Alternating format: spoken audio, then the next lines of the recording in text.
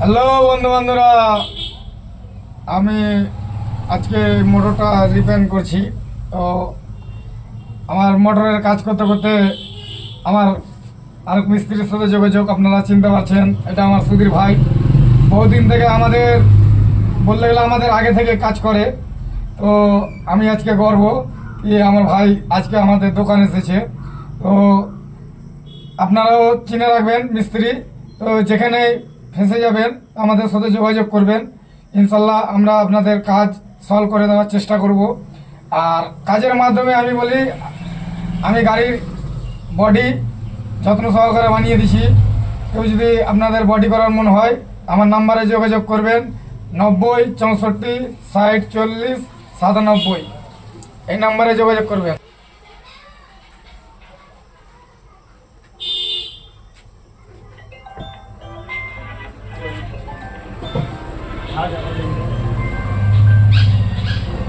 বড় বড় মিহি মনে বড় জানা নেই, মিহি মনে বড় না পারবে না।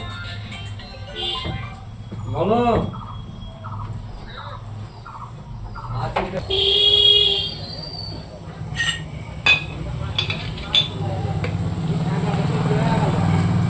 আপনারা অনেকে এইভাবে লড়লে কতজনা পিন দিয়ে লাইলিং করা হয়, আমরা এগুলো লাইলিং করি না।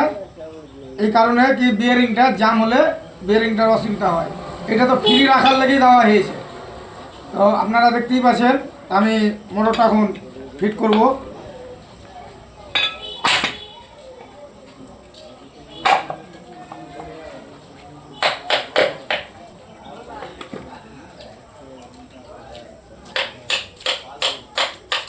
हाँ तीन देखो उधर भी है या तो पानी धूप तो कितने करबे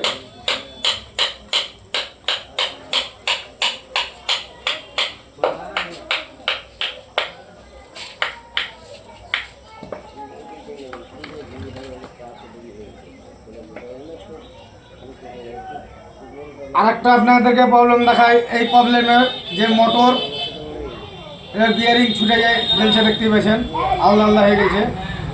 প্রথম মিস্ত্রি আছে এটাকেও লাইলিং করে, এগুলো লাইলিং করা চলবে না। অ্যাকচুয়ালি যদি মিস্ত্রি হয় এগুলো লাইলিং করা চলবে না। এ কারণে লাইলিং যদি করে দিবা তো এই বিয়ারিংটা চলবে কার মাধ্যমে? এই বিয়ারিংটা যদি ফ্রি না থাকবে মোটর ঠিক হতে চলবে না। তো আপনারা দেখতে পাচ্ছেন আমি এইভাবে মোটরটা ঢাকানে লাগিয়ে দিয়েছি।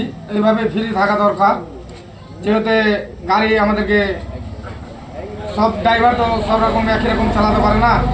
কেউ হয়তো জোরে গাড়ি চালায়, কেউ হয়তো আস্তে চালায়।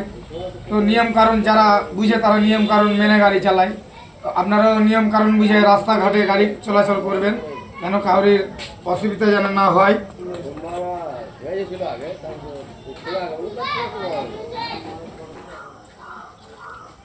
তো আমি এতক্ষণ ভিডিওতে দেখালাম আমার ভাই যেহেতু সুধীর এসছে এখানে, সুধীরকে আমি নিয়ে একটা ভিডিও করলাম।